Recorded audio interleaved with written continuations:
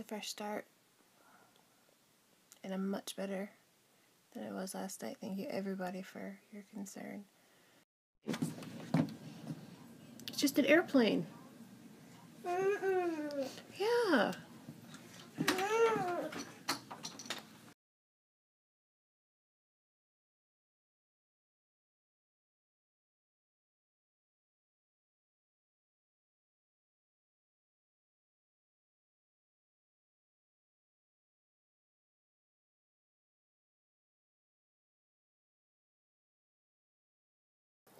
I wanted to touch on this subject because people offend, and they don't realize that they offend because they don't know.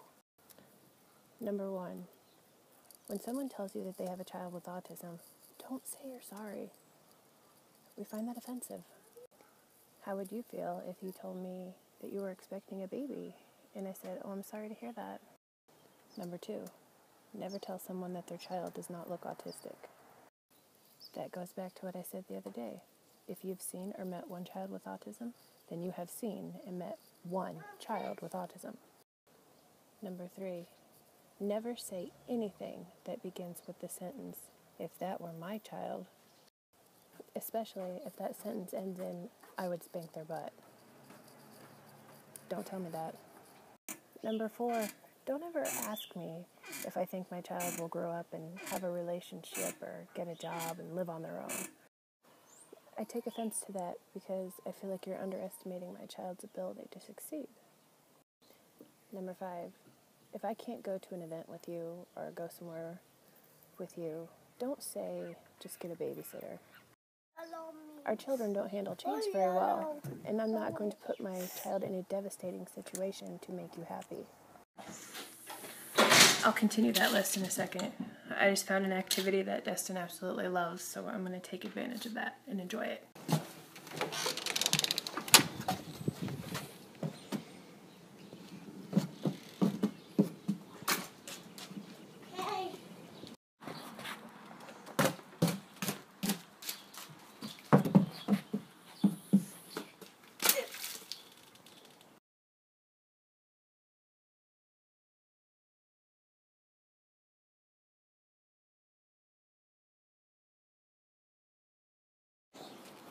Ready? Ready? Go! Whoa! Make blue. Okay, back on track. Okay, number 6. If you don't have a child with autism, don't try to compare your child's meltdown with mine. Okay, because if you've never taken your child to the emergency room for stitches because they continuously hit their face off the wall and busted their head open, then you really can't compare. Number 7. Don't tell me that you've read something about what causes autism, especially if it's something during pregnancy. Because one of the things a parent does when they find out that their child has autism is they ask themselves, "What did I do wrong?" But we learn to accept it and not question ourselves. And until science finds the actual reason that causes autism, I don't want to hear that it could be my fault. Number 8. Don't tell me how much of a burden it is for you to have to take your kids here or there while you're running errands or doing whatever. Be thankful that you can take your kids with you to do things like that, even if they act up, because that's something that I can't do, because it's emotionally painful for my youngest.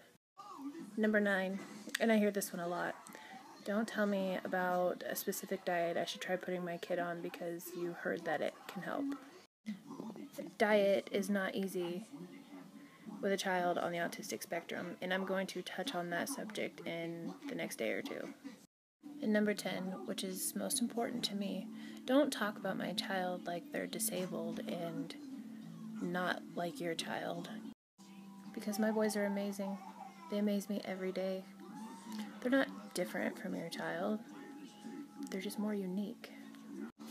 Now, having said all that, which can kind of sound a little intimidating, what should you say to a parent of a child with autism? Don't focus on the disability. Talk about the things that amaze you about that child. Talk about how cute they look. Ask them how therapy's going. Ask them how far their child has come since they started therapy. They love to talk about it.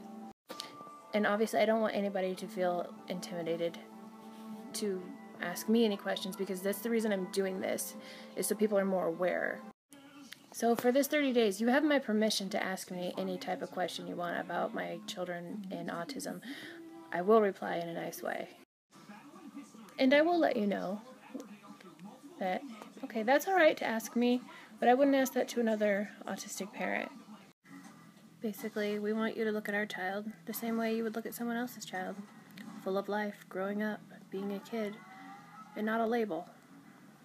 And keep in mind that some autism parents don't like to talk about it. It's stepping out of their comfort zone for their own personal reasons.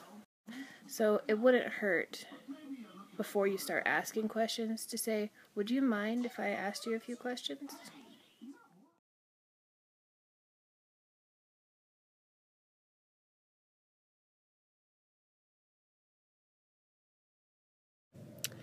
Today, instead of telling you about autism, I want to give you a simulation of what it's like to be autistic.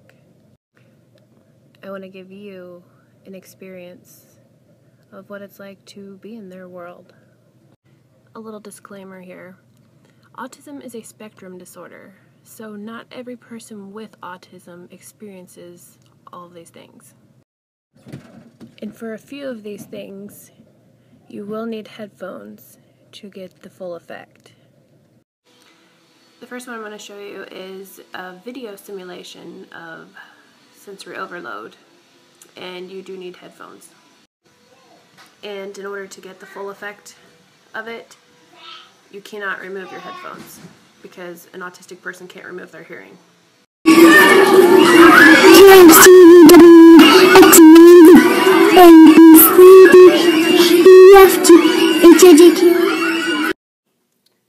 Now I'll show you what it's like trying to focus on something, especially someone giving you instructions in a crowded room. When everything in your body becomes overly sensitive, including light, hearing all the noises.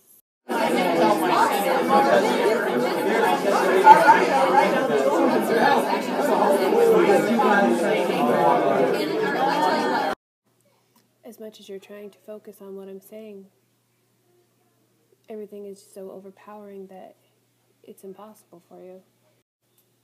Fine motor skills, muscle tone, hand strength, and coordination. My youngest especially has very poor muscle tone in his hands. They're very stiff and just can't use them normally.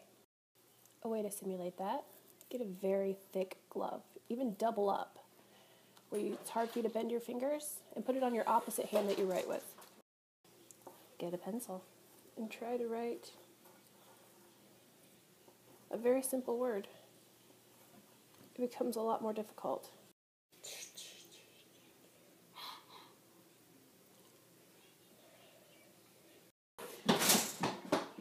That's it for my simulations for right now. When I get a little bit more time, maybe I'll do a few more.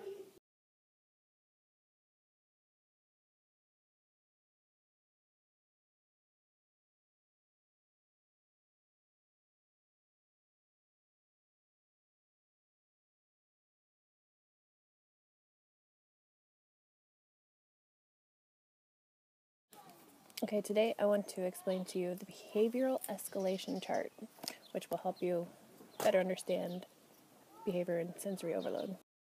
And before I begin, I want to give a special thank you to this guy for helping me put the chart together. He works with autistic adults. I highly recommend you add him. He's a great person. Our baseline, that's a calm, cool, normal mood. Our behavioral line shows the escalation and de-escalation of behavior. And cognitive level, which is the ability to function rationally during a sensory overload episode. Your trigger. Trigger is going to be anything that starts off sensory overload, which could be like being told no or being told to wait, fears, precursors.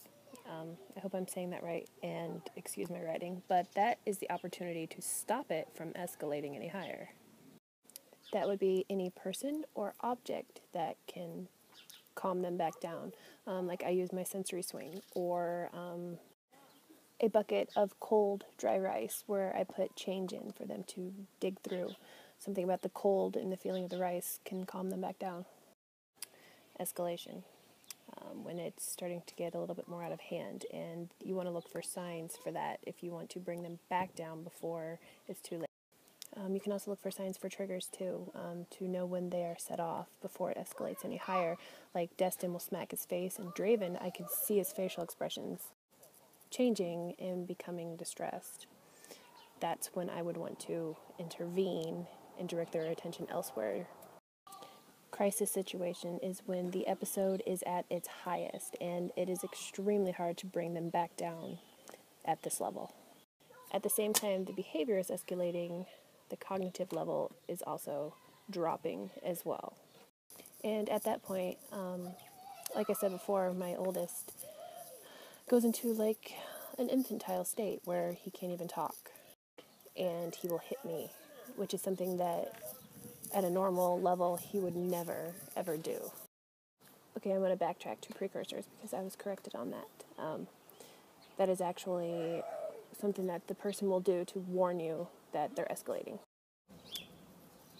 And at that time is when you would want to intervene and find something that will bring them back down. De-escalation. That's going to be when you notice their self-stimulating behaviors to bring themselves back down. Whether that be rocking or vocal tics, which my oldest does, where he just yells out random things. Every autistic person is different and has their own way of calming themselves down. Post-crisis depression, which is where they go below the baseline to a down mood, like my son always sits and says, "I'm sorry." Feel remorse for actions they did at the crisis situation. And then, of course, return back to the baseline. The time period for this is always unknown. Thank you again to Great Guide Number 1 for helping me do this and correcting me when I was wrong.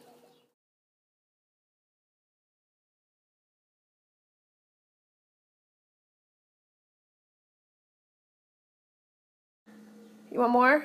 Yeah. Can you say please? Please. Okay. This afternoon we have speech therapy, so I'll be doing some snaps while I'm there. The place that we go for speech, we have to park very far away, so it's quite a long walk for us, especially with Destin the way he is.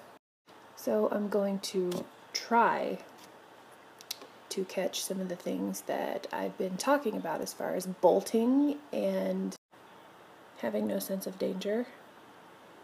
But I can't promise anything because in the moment I'm just sprinting after him to stop him from getting hurt. Turn, Mom. It's my turn? Yeah. Okay. What are we playing? Mario Kart? Yeah. Okay, Jason. Are you ready to go to therapy? Yeah. Okay. And Jason walks. Remember, Jason doesn't run. He walks by Mommy. You run. No, Jason walks by Mommy. All right. I think your green chair is ready. Come on over. How are things going? Does not have any. He does not have any rocks, right? What? Yeah. He does not have any. On my wrist. Where's your wrist? Wrist. Wrist. Yes. Hey, young man, you got your pick. You do? Okay. What do good boys get for holding Mommy's hand? Walk up. No, where are we going? Donald. Yeah. The only food that Destin will eat from McDonald's is French fries. That's it, nothing else, because he's very picky on foods and textures. Which is a big problem if I ever take them to McDonald's while they're serving breakfast. So I normally have to go in and beg and plead with the manager to see if they would make an exception and make me some French fries for him. And just telling him they don't have French fries is a trigger, as I explained yesterday. That's a major